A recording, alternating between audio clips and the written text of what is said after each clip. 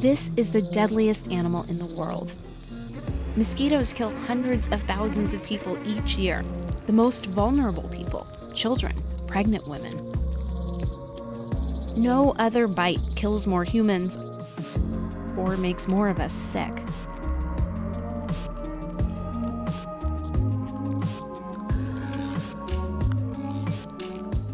So what makes a mosquito's bite so effective? For starters, they're motivated. Only females bite us. They need blood to make eggs. And a pool of water for their babies to hatch in. Even a piece of trash can hold enough.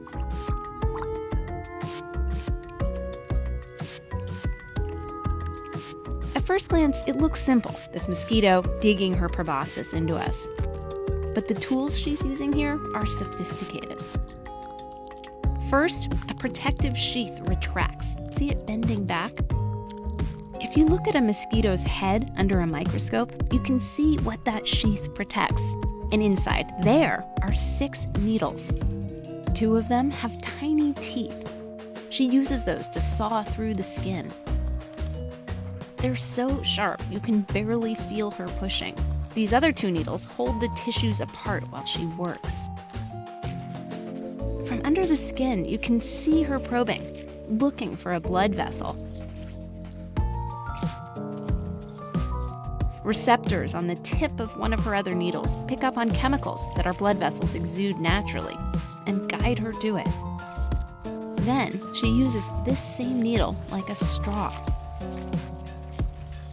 As her gut fills up, she separates water from the blood and squeezes it out. See that drop? That frees up space to stuff herself with more nutritious red blood cells. With another needle, she spits chemicals into us. They get our blood flowing more easily and give us itchy welts afterwards. And sometimes, before she pries herself away, she leaves a parting gift in her saliva.